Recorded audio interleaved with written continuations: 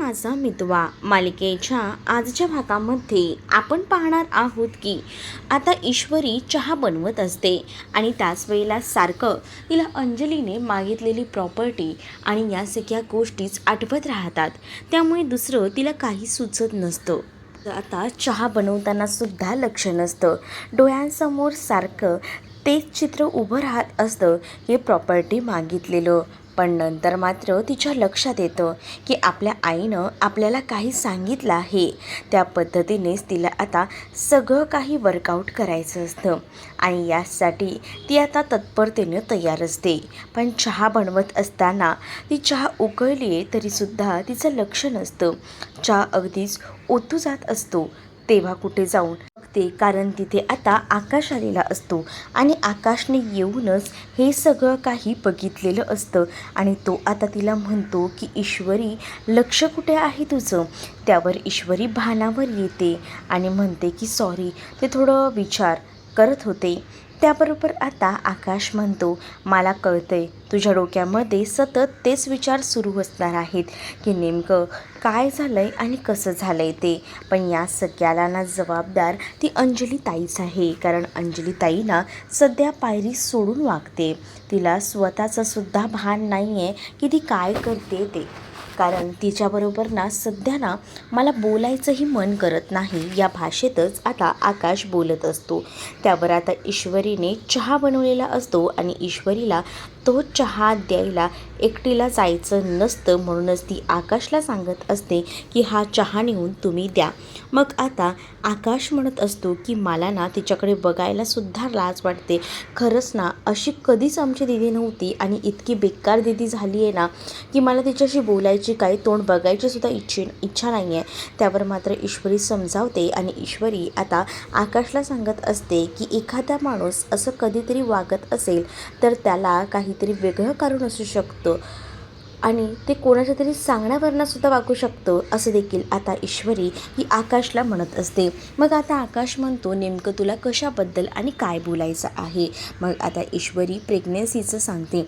ईश्वरी म्हणत असते, मला असं वाटत आहे की या प्रेग्नेन्सीमुळे हे सगळं काही होते आणि त्यामुळेच मला असं वाटते की आपण जर त्यांना समजून घेऊया, मगच तर आपल्याला ज्या गोष्टी हव्या आहेत ना त्या गोष्टी व्यवस्थित आपल्याला मिळतील.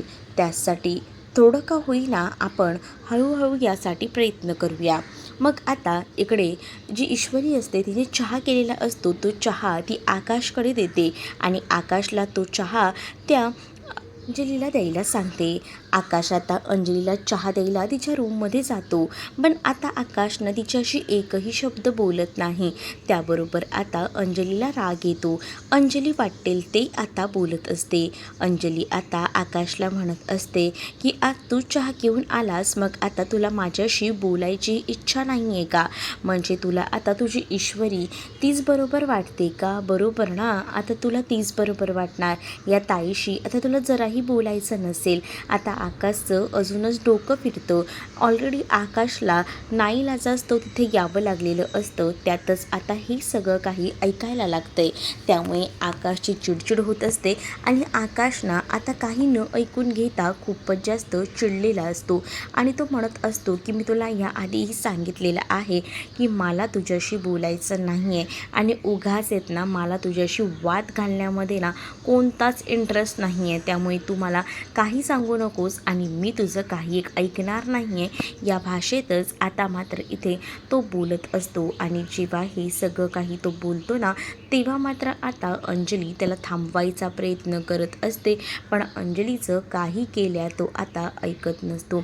अंजलीचं तो ऐकत नसतो ना, त्यामुळे आता इकडे सगळीजणं बाहेर बसलेली असतात, वकील आलेले असतात. अर्णव त्याचं जे जे काही प्रॉपर्टीतला हिस्सा जो आहे अंजलीला द्यायचा आहे त्याबद्दल वकिलांना सांगत असतो.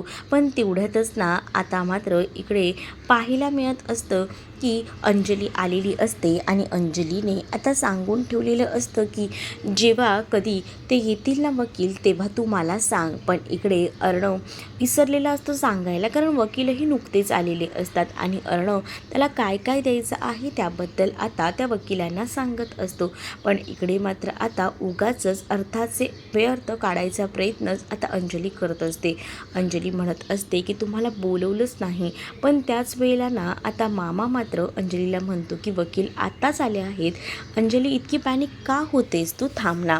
आणि तेवढ्यातच ना ईश्वरी वकिलांसाठी 2 कप चहा घेऊन येते. मग आता मात्र इथे पुन्हा या अंजलीचं सुरू होतं.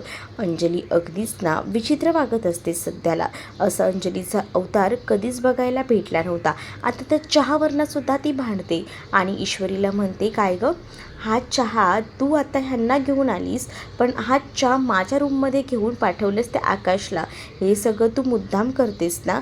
मग आता मामा जो आहे तो वकिलांसमोर उगाच वाद नको ना, म्हणूनच तो आता इकडे असणाऱ्या या अंजलीला समजवायचा प्रयत्न करतो. अंजली म्हणत असते का काय झालं, मी जर काही बोलले तर तुमचं बिघडतं आहे का? का वकिलांनाही समजू देत ना आपल्यात वाद आहेत म्हणून आपण प्रॉपर्टीचे हिस्से करतोय. आता ह्या वकिलांपर्यंत हिला पोचवायचं असतं आणि त्याचसाठी त्या वकिलांसमोर सुद्धा ती भांडायला तयार असते. मग आता हे सगळं बघून तर आता ईश्वरी शांतच बसते. ईश्वरी म्हणत असते हे असं काही नाही आहे, थोडं समजून घ्या. पण आता अंजली कुठे समजणाऱ्यातली आहे. अंजली आता या सगळ्याचे उलट आरोप आहेत ना ईश्वरीवरच करू लागते. ती आता म्हणत असते की तुम्हाला ना काहीतरी गैरसमज होतोय, पण थांबा, मी आहे ना, मी बघते काय करायचं आहे ते. दुसरीकडे वल्लरीने आता धुमाळला भेटायला बोलवलेलं असतं. धुमाळ जेव्हा वल्लरीला भेटायला येतो तेव्हा मात्र आता म्हणत असतो की काय काम काढलं माझ्याकडे, काय करायचं आहे सांगा. त्याच वेळेला वल्लरी म्हणत असते की तुम्हाला ना माझं ऐकावंच लागणार आहे, नाहीतर लवकरच तुमची रवानगी बाहेर होऊन जाईल. मग त्यावर माझी रिटायरमेंट अजून थोडा वेळ आहे, पण थांबा ना, असं करू नका, असंही आता तो बोलत असतो. पण धुमाळ याला आता वल्लरीने धमकी दिलेली असते की तुमची आता सुटका नाही. तुम्ही जे जे काही केलं आहेत ना ते जर कळलं ना तर बघा मग तुमचं काय होऊ शकतं ते, असंही आता सांगितलं जातं. मग आता नेमकं काम करायचं काय आहे असाही धुमाळला प्रश्न पडलेला असतो. पण दुसरीकडे मात्र आता जी वल्लरी असते ना तिने आधीच काहीसा मेल टाईप करून ठेवलेला असतो, कारण धुमाळ जर कामाला तयार नाही झाला तर तुमच्या कंपनीला मी हा मेल पाठवते, म्हणजे तुम्ही बाहेर जाण्याआधीच मीच तुम्हाला रवानगी करून टाकते आणि तसंही जॉबवरनंसुद्धा तुम्हाला काढलं जाईल. मग विचार करा काय करायचं आहे त्याचा, असंही आता म्हटलं जातं. त्याबरोबर आता धुमाळ खूपच जास्त घाबरलेले असतात. त्यांना कळत नसतं की काय करावं. चारी बाजूंनी त्यांची कोंडी झालेली असते. या सगळ्याला कारणीभूत ही वल्लरीच असते. वल्लरीने या आधीसुद्धा ईश्वरीला किडनॅप करून ह्या सगळ्याचे आरोप धुमाळ यांच्यावरच टाकलेले होते, म्हणून तर अर्णव धुमाळांना शोधत होता.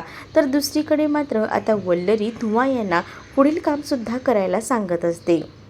तर दुसरीकडे आता पाहायला मिळत असतं की हे प्रकरण आता भयानक असं वेगळं वळण घेत असतं. म्हणजेच आता इथे जेव्हा सगळं सुरू असतं म्हणजे प्रॉपर्टीचे वाटणे वगैरेसुद्धा, आता मग त्याचं विभागन व्यवस्थित होत असतं. कोणत्या कंपनीमध्ये किती काय काय आहे या सगळ्याबद्दलही बोललं जातं. मग आता नवीनच ईश्वरी कंपनी म्हणजेच ईश्वरीचं जे प्रोडक्ट लॉन्च झालं आहे त्याबद्दल तिथे तर खूप प्रॉफिट आहे, मग ते तुमच्यातच घेऊया का, असंही आता अंजलीला विचारलं जातं. अंजली या सगळ्याला नकार देत असते, कारण अंजलीला ना ईश्वरीच्या नावाचं काहीच नको असतं आणि त्यासाठी हे सगळं तिचं सुरू असतं. पण जेव्हा आता ती हे सगळं काही बोलत असते तेव्हा मात्र आता अर्णव म्हणत असतो की ताई तुला जे हवं आहे ना ते घे, मी तुला काहीच बोलणार नाही आहे. इकडे आता वाटणी होत असते आणि तेव्हाच ना इकडे मात्र आता वकील म्हणत असतात की सगळ्यांचं कॅल्क्युलेशन आम्हाला करावं लागणार आहे. साधारण आजचा हा एक दिवस या पूर्ण कामासाठी जाऊ पण शकतो, कारण आम्हाला पूर्ण कॅल्क्युलेशन नीट करूनच मगच या सगळ्याचे निर्णय घ्यावे लागणार आहेत. कारण आता त्यांना पूर्ण ह्याची जी किंमत आहे ठराविक ती काढायची होती, कारण आता ज्याचं कॅल्क्युलेशन होतं तेवढं कॅल्क्युलेशन काढूनच मगच याचे पाठ पडणार होते. मग त्यासाठी पूर्ण दिवसही लागू शकतो असंही वकील म्हणत असतात. त्यावर अर्णव म्हणतो की ठीक आहे, जे काही आहे ते आरामात होऊन जाऊ दे, काही प्रॉब्लेम नाही असं देखील आता त्यांनी सांगितलेलं असतं. आणि त्यामुळेच ना आता इकडे ईश्वरीही थोडा विचार करत असते. ईश्वरी म्हणत असते की आता हे सगळं कुठेतरी थांबायला हवं, आणि पण इथे थांबायचा काही ऑप्शन उरलेलाच नसतो. दुसरीकडे आता पाहायला मिळत असतं वल्लरी त्या धुमा यांना भेटायला आलेली असते. धुमा यांना ती ब्लॅकमेल करत असते. धुमा आता घाबरलेले असतात आणि म्हणत असतात की नक्की काय करायचं आहे, मला समजेल का? तर त्यावर धुमायला वल्लरी म्हणत असते की काही नाही, साधं सोपं काम आहे, ते तुम्हाला करावं लागणार आहे. पण हे सगळं करून तुम्ही मला अडकवताय, तुम्हाला कळतंय का? मला कळतंय ना सगळं, तुम्हाला कसं अडकवायचं, काय अडकवायचं. या आधीच्या प्रकरणातसुद्धा तुम्हीच होतात. मग हे जर अर्णवला कळलं तर अर्णव काही तुम्हाला वाचवत नसतो. मग त्यापेक्षा मी तुम्हाला वाचवते ना, मी तुमची जबाबदारी घेते ना, मग कशाला टेन्शन घेताय? आता तुम्हाला एक काम करायचं आहे, अर्णव राजेश शिर्के ह्याला अटक करायची आहे असं देखील आता सांगितलं जातं. अर्णव राजेश शिर्केला अटक करायची आहे ही गोष्ट जेव्हा वल्लरी म्हणते तेव्हा मात्र आता पत्रकार धुमाळ म्हणत असतात की एवढ्या मोठ्या माणसाला किडनॅप करायचे नाही, नाही मला हे जमणार नाही. मग आता वल्लरी म्हणते की तुम्हाला त्याचे पैसे भेटणार आहेत ना, मग तुम्हाला हे काम करावंच लागणार आहे. आणि बघा, नाही तर तुमच्या जॉबवर तो मेल जाईल आणि मग कायमचीच नोकरी हातातनं घालवून बसाल. विचार करा काय करायचं आहे ते, असं बोलून ती आता त्यांना ब्लॅकमेल करत असते. बिचारे त्यांना काय करावं हे समजत नसतं, कारण त्यांना आता हे काम करावं लागणारच असतं, नाहीतर वल्लरी त्यांना मोठ्या संकटात आता अडकवणार असते. वल्लरी जेव्हा हे सगळं काही ठरवत असते तेव्हा मात्र आता इथे असणारे हे धुमाळ मात्र आता हे काम करायला तयार झालेले असतात. मग त्यावेळेला वल्लरी खूप जास्त खुश होते आणि ती म्हणत असते की प्रॉपर्टीसाठी घरात वाद होत होते, पण आता मी कसा काटा काढला. आता 3-4 दिवसाचा प्रश्न आहे, 3-4 दिवसाचा आता तिने हे काम केलेलं असतं आणि तिला आता राकेशसाठी हसू येत असतं. दुसरीकडे आता प्रॉपर्टीचेही सेफ वाटण्या सुरू असतात. त्याच वेळेला अंजली आपल्याला काय हवं काय नको याबद्दल डिस्कशन करत असते, वकिलांना सांगत असते. मग वकीलही आता त्याचं विभाजन व्यवस्थित करत असतात. अर्णवही तिथेच बसलेला असतो. अर्णवसोबत ते आता थोडं डिस्कस करत असतात. अर्णवही म्हणत असतो की ठीक आहे, तुम्हाला जसं वाटेल तसं कॅल्क्युलेशन काढा आणि जो काही हे येतोय पार्ट येतोय तो अंजली त्यांच्या नावावर करा, आणि तसंही फार्म हाऊसही मला तिच्या नावावर करायचं आहे असंही आता तो म्हणत असतो. जेव्हा आता हे सगळं बोलणं सुरू असतं तेव्हा जेव्हा अंजली सगळं काही ऐकून घेत असते, अंजलीच्या आता एक गोष्ट लक्षात आलेली असते की आपल्या नावावर जोपर्यंत पटकन होतं आहे तोपर्यंत या सगळ्या प्रोसेस करून घ्यायच्या. पण तेवढ्यातच ना आता अर्णवचा फोन वाजलेला असतो. अर्णवच्या फोनवर शिर्केंचा कॉल आलेला असतो. तर शिर्के मात्र आता अर्णवला सांगत असतात की श्रीकांत धुमाळ जो आहे तो आताच नुकताच त्याच्या घरी आला आहे, ही खबर कळली आहे. मग श्रीकांत धुमाळ आला ही गोष्ट जेव्हा आता अर्णवला समजते तेव्हा अर्णवना मागचा पुढचा विचार न करता थेट श्रीकांत धुमाळच्या घरात एंट्री मारायचं ठरवतो. कारण आता कित्येक दिवस झाले तो श्रीकांत धुमाळ याला शोधत होता, पण त्याला श्रीकांत धुमाळ कुठेच सापडत नव्हता. पण आज फायनली श्रीकांत धुमाळ सापडल्यामुळे तो आता कोणालाच काहीच बोलत नव्हता. वकिलांना तो सांगतो की तुम्ही करा कॅल्क्युलेशन, माझं जरा अर्जंट काम आहे, तेवढं मी करतो आणि येतो. आता तो जेव्हा तिकडनं जात असतो तेव्हा मात्र आता अंजली म्हणत असते की हे सगळं काय आहे, म्हणजे तू कुठे निघाला आहेस. त्यावर अर्णव म्हणतो माझं जरा काम आहे. पण अंजली आता चिडलेली असते. अंजली म्हणत असते मला तुझं काय काम आहे ते काही कळत नाही असं वाटतंय का? मला ना सगळ्या गोष्टी कळत आहेत. हां, तू मुद्दामून चाललेला आहेस. काल रात्री तर तू तयार होतास माझ्या नावावर प्रॉपर्टी करण्यासाठी, पण आता काय झालं आहे तुला? आता तुझ्या बायकोने तुझे कान भरलेत का? आणि म्हणूनच हा सगळा व्यवहार होत असताना तू मधून उठून जातोय. तर मात्र आता जो अर्णव असतो ना तो मात्र आता म्हणत असतो की असं काय नाही आहे ताई, तू समजतेस तसं, आणि ईश्वरीने ना मला काहीच सांगितलं नाही आहे, आणि मुळात माझं काम आहे त्यासाठी मला बाहेर जावं लागेल, इमर्जन्सी आहे जरा, पण नाही तुला थांबावंच लागेल. पण आता अर्णव ऐकत नसतो. अर्णवला ती म्हणत असते की आता वकील सगळ्याची वाटणी करतायत तर तुला इथे असायला हवं सही करायला. मग अर्णव म्हणतो इतकंच ना. मग तेव्हा तो आता त्या वकिलांना सांगतो की ज्या काही वाटण्या आहेत जास्तीचं जेवढं असेल कॅल्क्युलेशन सजेशन, ते माझं जर मत आहे की सगळं काही ताईच्या नावावर करा. माझ्या नावावर कमी प्रॉपर्टी असेल ना तरीही चालेल, कारण मला सगळ्यात जास्त महत्त्वाची ताई आहे आणि ताईच्या नावावर सगळं काही करा, असं देखील आता तो त्या वकिलांना सांगत असतो. जेव्हा हे सगळं तो वकिलांना सांगतो ना, तेव्हा मात्र आता इथे असणारा अर्णव एवढं सगळं सांगून तिकडनं निघत असतो. तर अंजली म्हणत असते की हे सगळं काय आहे, मला वाटलंच होतं की अशी काहीतरी फालतूगिरी होईल, पण काय गरज आहे हे सगळं करण्याची, मला जे माझ्या वाटणीचं आहे ना तेच हवं आहे. पण अर्णवला असं वाटत असतं की आपली ताई आपण जाणार आहे, त्याच्यामुळे तिला असं वाटतंय की हे सगळं काही हे ईश्वरीने भरवलेलं आहे, पण ईश्वरीने त्याच्या मनात काहीच भरवलेलं नसतं. त्याला श्रीकांत धुमायला शोधायला जायचं असतं आणि यासाठी त्याची लगबग सुरू असते. तो घरात इतर कोणाला या गोष्टी सांगू शकत नसतो. पण दुसरीकडे जेव्हा आता अर्णव बाहेर जातो ना गाडी पकडायला, तेव्हा मात्र आता ईश्वरी त्याच्या मागे धावत जाते आणि ईश्वरी अर्णवला म्हणत असते की अर्णव सर, तुम्ही कुठे जात आहात, थांबा ना. अर्णव म्हणतो की मला अर्जंट काम आहे, जावं लागेल. पण एवढं महत्त्वाचं घरातलं काम सोडून तुम्ही एवढं कोणतं महत्त्वाचं काम करायला जात आहे ते तरी सांगा. पण आता अर्णव ईश्वरीला सुद्धा काहीच सांगत नाही. ईश्वरीलाही जेव्हा आता अर्णव सांगत नसतो ना, तेव्हा ईश्वरीचं डोकं फिरलेलं असतं. म्हणजे तिला असं म्हणणं असतं की निदान मला तरी सांगून जा, बाकी इतर कोणाला तुम्ही सांगत नसाल तर. पण आता अर्णव ईश्वरीला काहीच सांगत नसतो, कारण त्याला आता लवकरात लवकर त्या लोकेशनला पोचणं गरजेचं असतं. कारण जर आता आपण वाद घालत राहिलो, हुज्जत घालत बसलो तर त्याला उशीर होईल आणि म्हणूनच तो लगेच गाडी करून निघालेला असतो. इकडे मात्र आता ईश्वरी म्हणते प्रॉपर्टीपेक्षा ह्यांना कोणतं इतकं महत्त्वाचं काम होतं की ते सरळ निघून गेले, असा विचार करतच ईश्वरी आता घरामध्ये आलेली असते. जशी ईश्वरी घरात येते तसं मात्र आता इकडे अंजलीचं एकदम तोफच घेऊन अंजली तयार असते. लगेच एकावर एक बंदुकीचे वार ती करू लागते. मग आता ईश्वरीला म्हणत असते की हे सगळं ना मुद्दाम तूच करतेस आणि वर आता साळसूटपणाचा आव आणतेस, असं दाखवतेस की तू काहीच करत नाही आहेस. अगं मी तुला ना चांगलं ओळखून आहे. आज जो काही अर्णव बाहेर पडला आहे ना घराबाहेर, त्यालासुद्धा तूच जबाबदार आहेस, म्हणजे तूच सांगितलं असणारेस. इकडे आता अंजली फालतू कारणावरनं भांडत असते, म्हणून मामांचं असं म्हणणं असतं, तो वकिलांना सांगतो की तुम्ही ना स्टडी रूममध्ये जाऊन बसा आणि तुमचं काम करा, कारण इथे बसलात तर पुन्हा प्रॉब्लेम होऊ शकतो, असं देखील तो म्हणत असतो. पण इकडे अंजली म्हणत असते की काय झालं, आपली वाद सुरू आहेत म्हणून तू त्यांना पाठवतोयस ना. पण इकडे मात्र आता अंजली ईश्वरीला वाटेल ते बोलत असते आणि ह्या सगळ्यामागे ना तुझाच प्लॅन आहे, कारण अर्णव शांतपणे बसला होता आणि तुझ्याच मनात आहे ना माझ्या नावावर प्रॉपर्टी करून देणं नाही आहे आणि यासाठी तू ही सगळी काही हजामत केलेली आहे, असं देखील आता सांगितलं जातं. ईश्वरी म्हणत असते की असं काही नाही आहे, उलट आहेत ना मलासुद्धा अर्णव सर कुठे गेलेत ना काहीच माहिती नाही आहे, मीच उलट त्या सगळ्याच्या शोधात आहे. पण या सगळ्यामध्ये ना खरं तर विश्वास ना खूप जास्त मामांचाच असतो ईश्वरीवर. ईश्वरीला जे काही सांगायचं असतं ती परफेक्ट सांगत असते आणि मामा मात्र आता तिच्यावर विश्वास ठेवत असतात आणि अंजलीला आता ते शांत करत असतात. प्रत्येक वेळेला या सगळ्या गोष्टीचा बाऊ करायलाच हवा आहे का, मला कळतच नाही आहे तुझं नेमकं काय झालं आहे ते आणि तुझं कुठे चुकतं आहे ते, का असं करतेस, का असं वागतेस, जरा शांत बस ना. उलट तिलाच माहीत नाही आहे की तिचा नवरा कुठे गेला आहे ते, मग तू काय या सगळ्याचा इश्यू करतेस, असंही आता मामा बोलत असतात.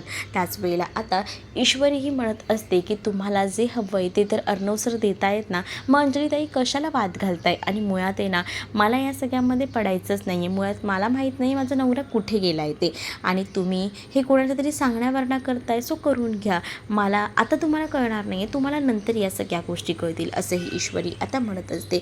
ईश्वरीला जे बोलायचं असतं ना ते ईश्वरी बोलून जाते, कारण ईश्वरीला माहिती आहे की हे सगळं काही अंजली जी आहे ती कोणाच्या सांगण्यावरनं करते. मग आता ईश्वरी एवढं सगळं बोलते आणि रागारागात तिकडनं निघून जाते. मग आता अंजली तिथेच उभी असते. दुसरीकडे आता आकाश आणि नम्रता ही दोघंही जण भेटलेले असतात. आकाश नम्रता जेव्हा दोघंही जण एकमेकांना भेटतात ना तेव्हा आकाश थोडा डिस्टर्ब असतो. नम्रताला त्याला समजावते. नम्रता म्हणत असते की तुम्ही ना या सगळ्याचा जास्त विचार करू नका सर, सगळं काही ठीक होईल. पण आता आकाशला असं वाटत असतं की या सगळ्यामुळे घरात फूट पडायला नको, आणि म्हणूनच तो म्हणत असतो की मला ना मनातून खूप जास्त भीती वाटते की हे जे काही ताई करते ना सध्या ते भयंकर असं आहे, त्यामुळे आपल्या घरामध्ये कुठेतरी असं वाटते की फूट पडेल. पण तेव्हा नम्रता आकाशला समजावते आणि नम्रता आकाशला म्हणत असते की तुम्हाला जे वाटतंय ते स्वाभाविकच आहे वाटणं, पण मी तुम्हाला सांगू का, आधी मलाही असंच वाटलं होतं काहीसं असं घडेल, पण त्यानंतर तुम्हाला सांगते मला ना आईच्या समजवण्यानंतर थोडं बरं वाटलं, कारण आईने मला बरंच समजवलं. आईचं म्हणणं काय होतं की आपल्यालाही हे असंच वाटतंय, पण तसं नाही आहे. मुळात आहे ना की या सगळ्यामागे आपण आहे ना उगाच विचार करतो, पण ह्या सगळ्यामागे ईश्वरी कधीच काही होऊ देणार नाही, कारण ईश्वरीला हे घर एकत्र राहायला आवडतं आणि ईश्वरी हे घर कधीच तुटू देणार नाही, असं देखील नम्रता आता बोलून समजावू लागते. जेव्हा नम्रता हे सगळं काही बोलून समजावते ना, तेव्हा जाऊन कुठेतरी आता आकाशलासुद्धा ह्या गोष्टी पटतात. आकाश म्हणत असतो की तू बोलतेस तसंच व्हायला हवं. मग आता आकाशला नम्रता सांगत असते की जिजू आणि त्याचसोबत ईश्वरी जी आहे ना, ते घर कधीच आपलं वेगळं होऊ देणार नाही, ते कायम सोबतच ठेवतील आपलं घर. मला माहिती आहे ना, ईश्वरीलासुद्धा तशीच सवय आहे, असं देखील आता नम्रता आकाशला सांगून समजावू लागते. तेव्हा कुठे जाऊन आकाशलासुद्धा बऱ्याच गोष्टी कळतात. मग आता आकाशही म्हणत असतो की तू ते बोलतेस ना, त्या गोष्टी आता मला पटायला लागल्या आहेत. ठीक आहे, मी उगाच या सगळ्या गोष्टींचा जास्त विचार करत होतो, चुकलंच माझं. आणि असं बोलूनच ना तो आता स्वतःला सावरून घेत असतो. पण त्यावेळेला नम्रताचा त्याला खूप जास्त आधार असतो, कारण त्याला वाटलं नव्हतं की आपण एवढं सगळं हँडल करू शकू, पण नम्रताने समजूत घातलेली असते आणि त्यामुळे त्याला कुठेतरी बरं वाटत असतं. आकाशला ती म्हणत असते की अंजलीताईंचं जे वागणं आहे ते सुद्धा थोडं वेगळं आहे, पण ते सुद्धा मला असं वाटतं की कोणाच्या बेसवरनं, कोणाच्या सांगण्यावरनं ते वागत असतील. मग त्यावर आता आकाशही खुश असतो, कारण आकाशला नम्रताचं म्हणणं पटत असतं. दुसरीकडे आता अर्णव त्या लोकेशनला पोचलेला असतो आणि इकडे तिकडे बघत असतो. त्याला असं झालेलं असतं की कधी एकदा धुमाळ तो त्याच्या हाती लागतोय आणि म्हणूनच धुमाळ्याला शोधत शोधत तो इकडे तिकडे बघत असतो. तेवढ्यातच ना त्याला तिकडनं कोणीतरी जाताना दिसतं. त्याला असं वाटतं की श्रीकांत धुमाळ तर नसेल ना, आणि म्हणूनच तो आता इकडे तिकडे बघतो आणि त्याच्या लक्षात येतं की हां, तो श्रीकांत धुमाळच आहे आणि म्हणूनच आता तो त्याच्या मागे जात असतो. पण तेवढ्यातच तिथे मागे गुंड येतात आणि त्या गुंडांनी आता अर्णवला पकडून ठेवलेलं असतं. अर्णवच्या तोंडाला अगदीच नाकाला त्यांनी रुमाल लावलेला असतो, जेणेकरून आता अर्णव जो आहे तो बेशुद्ध पडतो. जसा अर्णव बेशुद्ध पडतो ना, तसं मात्र अर्णवला ते गाडीत बसवतात आणि तिकडनं घेऊन जातात. आता अर्णवला किडनॅप करायची सुपारी तर इथे असणाऱ्या या मूर्ख वल्लरीने दिलेली होती. वल्लरी इथे फोनची वाट बघत होती. वल्लरी विचार करते की कधी मला फोन येईल. मग आता तेवढ्यातच ना फोन आलेला असतो.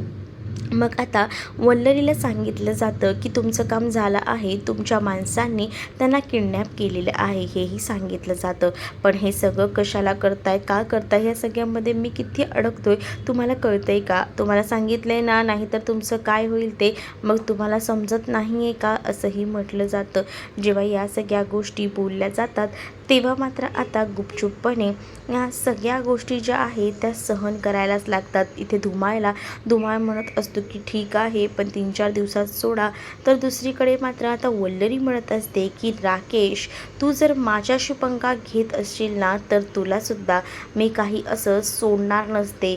मलाही वाकड्यात जाता येतं, तू जर माझ्या वाकड्यात गेलास तर, असंही आता ती म्हणत असते. तर दुसरीकडे आता नम्रता आणि आकाश जे आहे ते निघालेले असतात. त्याच वेळेला आता आकाशला नम्रता म्हणत असते की काय करायचं आहे पुढे, तुम्ही काही ठरवलं आहे का? पण जास्त विचार करू नका. तेवढ्यातच ना ईश्वरीचा फोन आलेला असतो आणि ईश्वरी आकाशला म्हणते की अर्णव सर तुमच्यासोबत आहेत का? मग नाही, अर्णव तर माझ्याकडे नाही आहे, तो कामासाठी बाहेर गेला असेल.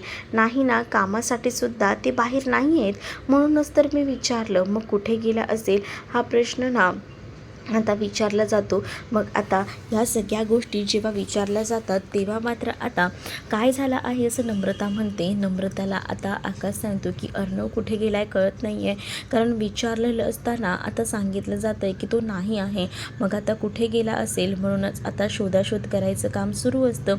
म्हणूनच आता शोधाशोध करत असतानाच नम्रताला आकाश म्हणतो असतो की सॉरी, पण मला आता निघावं लागेल. खरंच मी तुझी मनापासून माफी मागतोय, सॉरी हा. आणि असं बोलूनच ना आता मात्र नम्रताला तो वेग देऊ शकत नसतो. यासाठी त्याला वाईट वाटत असतं आणि नम्रताला तो म्हणत असतो की मला निघावं लागेल. नम्रताही त्याला या सगळ्या परिस्थितीत समजून घेते. नम्रता म्हणत असते की ठीक आहे, चालेल ना, तुम्ही जा, काही हरकत नाही आहे, असं देखील आता तिने म्हटलेलं असतं. आणि जेव्हा आता या सगळ्या गोष्टी ती समजून घेते तेव्हा इथे आकाशलासुद्धा बरं वाटतं. आकाश म्हणत असतो की ठीक आहे, चला आता मला निघायला हवं. ईश्वरी विचार करते की अर्णव सर नेमके कुठे गेले असतील, कारण अर्णव सरांचा काहीच पत्ता नाही आहे. अर्णव सरांनी असं कसं काय केलं असाच विचार ना आता ईश्वरी करत असते. ईश्वरी आता गणूबाप्पासमोर हात जोडून उभी असते, कारण अर्णव असा एवढं महत्त्वाचं काम सोडून जाण्या इतकं एवढं काय आलं होतं या गोष्टीच ना आता इथे असणाऱ्या ईश्वरीला कळत नव्हत्या. ईश्वरीने आता कामावर सुद्धा चौकशी केलेली होती, पण अर्णव कामावरही पोचलेला नव्हता आणि त्यामुळेच ना ईश्वरीचं अगदीच ना डोकं खराब झालेलं होतं. ईश्वरी विचार करते की हे सगळं काय होऊन बसलेलं आहे. म्हणूनच पुढील भागात पाहायला मिळतं की तिने ना आता फोन लावलेला असतो तिथे असणाऱ्या या शिर्केंना आणि शिर्केंना कॉल करून ती आता विचारत असते आणि म्हणत असते की जरा मला सांगताय का की अर्णव सर कुठे आहे. मग श्रीकांत धुमाळ यांना शोधण्यासाठीच अर्णव सर गेले आहेत असं देखील आता शिर्केंकडनं ईश्वरीला समजतं. तेव्हा ईश्वरीच्या लक्षात येतं की श्रीकांत धुमाळ तर काही पण करू शकतो, जसं की आपल्या बाबतीत त्यांनी केलं, आपल्याला मारायचा विचार केला. या सगळ्या गोष्टी तिच्या लक्षात येतात आणि म्हणूनच मग ती आता श्रीकांत धुमाळच्या लोकेशनला पोचायचा प्रयत्न करत असते. तिथे अर्णवला बांधून ठेवलेलं असतं. जिथे अर्णवला बांधून ठेवलेलं असतं ना, तिथले जे गुंड असतात ना, ते तोंडाला येईल ते बोलत असतात, ह्याला काही आपल्याला मारायचं नाही आहे, ह्याला फक्त आपल्याला थांबवून ठेवायचं आहे, म्हणजे तुम्ही कोणाला तरी सांगण्यावर ना करताय, कोणी सांगितले तुम्हाला हे काम करायला, असं अर्णव ओरडून ओरडून बोलत असतो. पण अर्णवकडे ते दुर्लक्ष करत असतात, कारण त्यांना आता फक्त अर्णवला तिथे दांबून ठेवायचं असतं. वल्लरीच्या सांगण्यावर ना त्यांनी हे सगळं काम केलेलं असतं. जेव्हा हे सगळं काम ते करत असतात ना, तेव्हा मात्र आता इकडे बरोबर त्या लोकेशनला ईश्वरी येऊन पोहोचलेली असते. ईश्वरी जेव्हा त्या लोकेशनला येऊन पोहोचते ना, तेव्हा मात्र आता ईश्वरीच्या मनामध्ये प्रश्न पडलेला असतो की नेमकं काय आहे हे.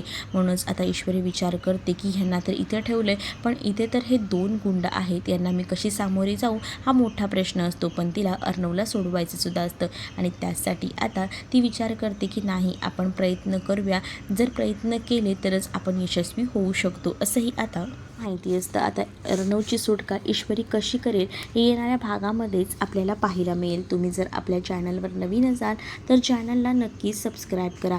चला तर मग भेटूया पुढील भागामध्ये. तोपर्यंत टाटा बाय.